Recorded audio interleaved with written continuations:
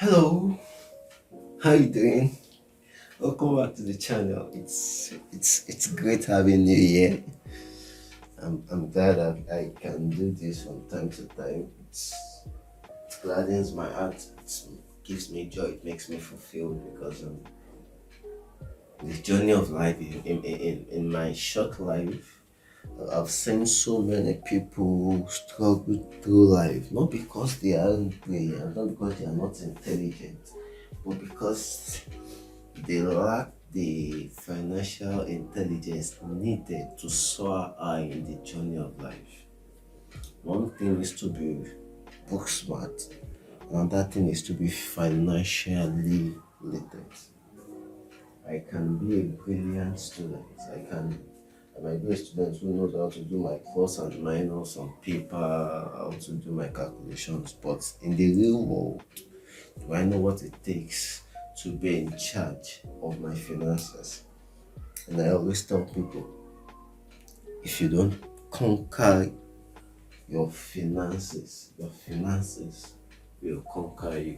And how do I mean? You find yourself being stopped from doing so many things you would naturally want to do, which are positive and good things, but you won't be able to do them. Why? Because you lack the financial empowerment to do it. So you want to consciously build your financial stability. You want to be intentional about your financial growth, not just because you love money, so to say, but because you cannot afford to let money stop you on your journey. You can't have good things you want to do. You can't. It's not a crime to want to go on good holidays. It's not a crime to want to live in a comfortable environment. It is not a crime to have a nice building of your own. It's not a crime to have a luxurious car. It's not a crime. Neither is it a sin. But if you don't have the financial empowerment to get it done, you become stopped by finances.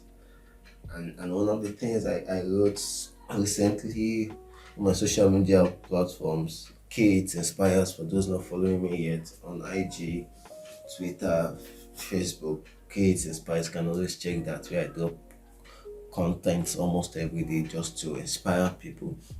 I said, if you are not, if you don't take your finances, your own personal finances, if you don't take it serious in the matters of life, men will take you on serious.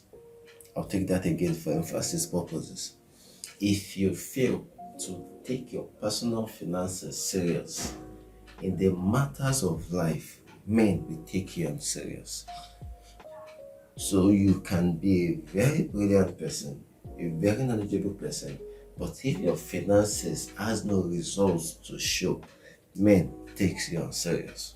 And which is why I've decided to create today's content. And today we'll be discussing about the percentage game. The percentage what? The percentage game. A whole lot of people know how to make money, but very few people understand the percentage game. Now, for every penny you make or every penny you spend, it is a percentage, it is a fraction, either added to what you already have or removed from what you had before now.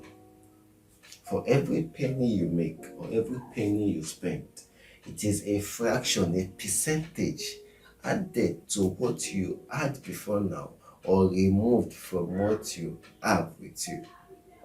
All together. So, what is the percentage gain or the percentage gain? The percentage gain simply states that before I commit myself into any adventure that is to bring me income or into any adventure that is meant to be an expenses to me, I should be able to calculate what percentage gain will this bring my way or what percentage loss will it bring my way. That's the percentage gain. For every financial move I am making, what will be my percentage gain or my percentage loss? If this is not looked into carefully, a man will keep spending more than he is earning, and it will be very, very difficult for him to know until the losses, until the spending are way beyond the earnings. And it baffles me that the layman, the average human on earth, doesn't take this into consideration when everything around us makes us realize that it is important and expedient that we put into consideration the percentage gain or loss for every transaction we commit ourselves into. That is why taxes are based on percentage.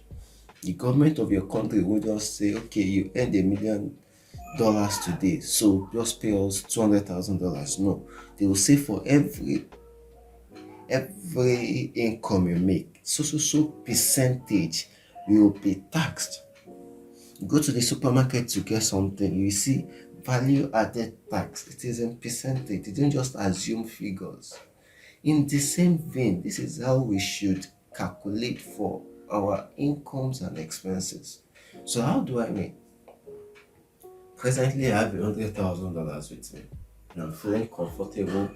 I can do that on a monthly basis, and I earn $100,000 on a monthly basis, and I'm doing well.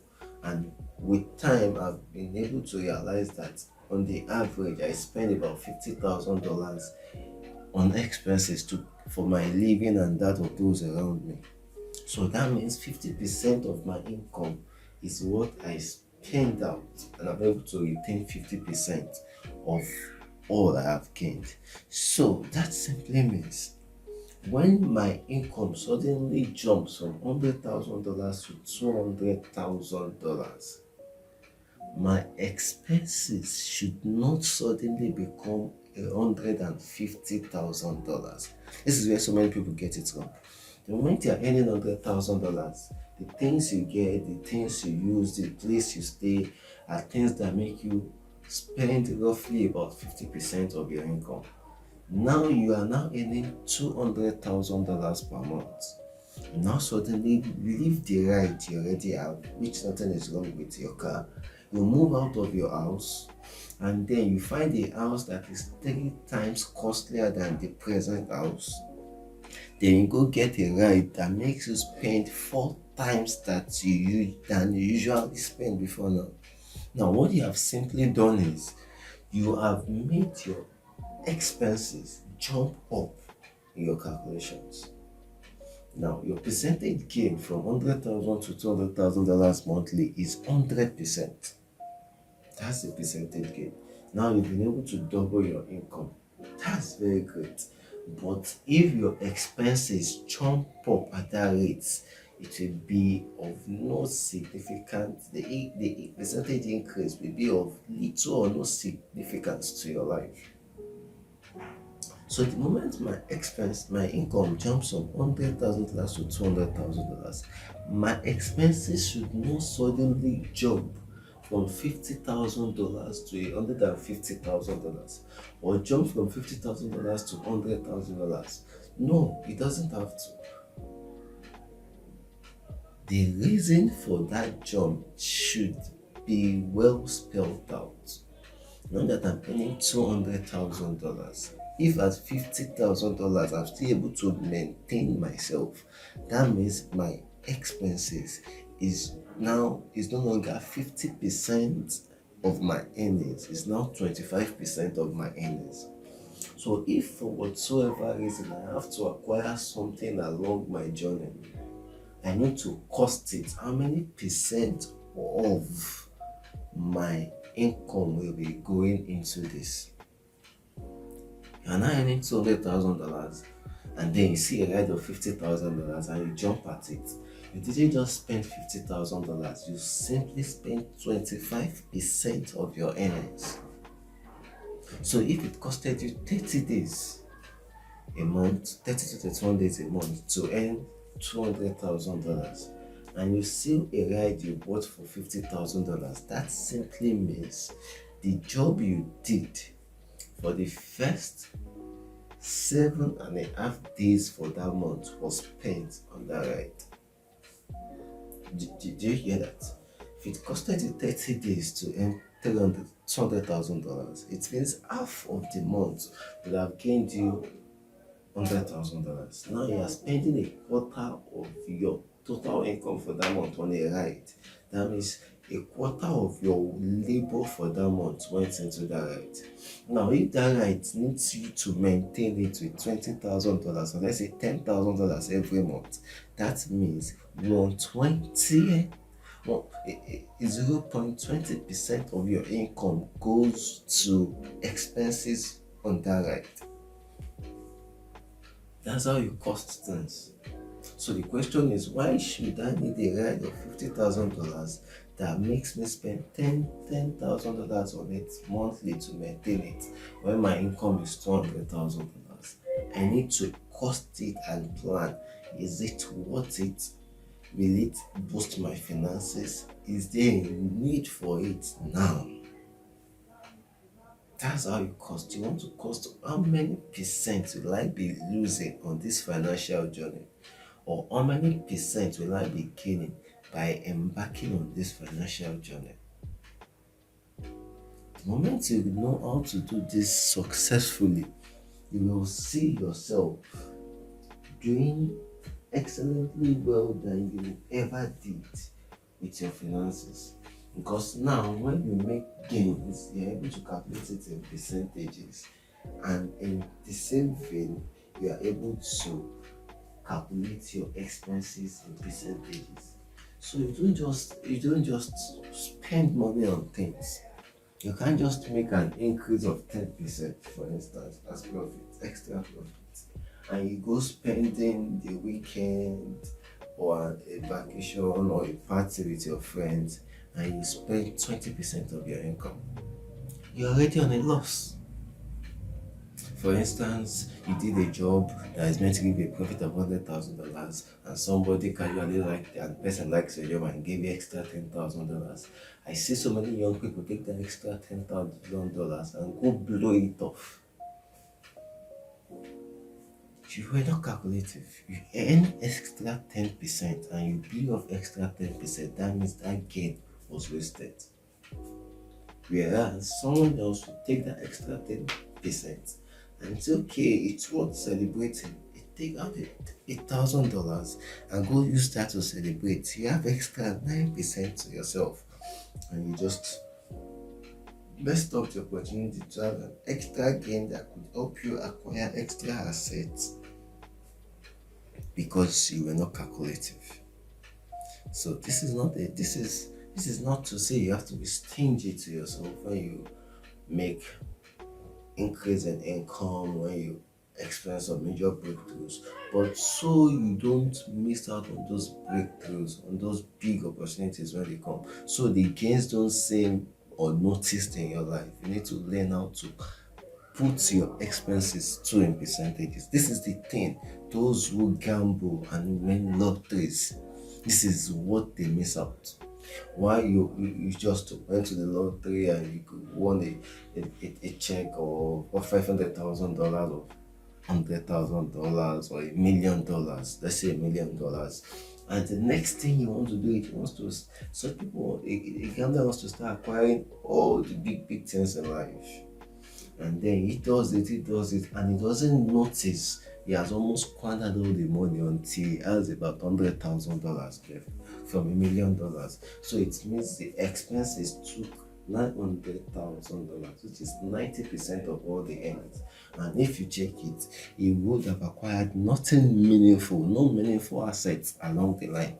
Then you start looking for what to do with the remaining $100,000. That means out of all the income made, only 10% is now going to a business or a asset or whatsoever, and 90% cannot be accounted for. So as a journey in the 2023, if you really want to do excellently well with your finances this year, I need you to put your income and your expenses into costing. what is my percentage? How many percentage do I want to put in my savings? How many percentage is going into my current account? How many percentage is going into investment? How many percentage is going into my expenses? How many percentage is going into my rent? By so doing, you will be able to see that from your income, you have things already costed, and when you've hit the percentage for a particular expenditure, you don't need to add into another arm of your income to be able to sort for that. That has to be the following month or when next you make such income. So, how many percentage do I spend on family and friends? How many percentage do I spend on my wares? How many percentage do I spend on transportation? How many percentage do I spend on eating? How many percentage? When you do so, you know how many percentage do I really have left from my income. So, no matter the income you make, you go through your percentage game to split that income. So if I earn $100,000, I will use my percentage paperwork to do the division. The day I do a business and I earn $1 million, I go through the same structure. I wouldn't just suddenly buy a new ride. No, I go through the same percentage breakdown and I slash out the money into pieces. Then, if what goes into the ride or house or whatever covers for a new ride, then fine. If not, then it is not yet time to get a new ride. This is a mistake most people make. This is the missing piece. I just gave you the golden piece that will make you grow financially in a very sporadic way this year. So I needed to apply the percentage gain formula and start doing something massive with your finances. And I would like to get the feedback on the comment sections as you begin to put this into practice. Don't forget to like, subscribe, and share this content with those around you. You just don't want to grow financially alone, but you want to win with those around you. Till I come away again, I need to be financially sharp, stay financially fit, remain in the financial space, and remember, a generation is counting on you. If a generation failed in the place of finance, then you must make sure you do not fail the next generation. Love you. I remain my humble self, Kate. Bye.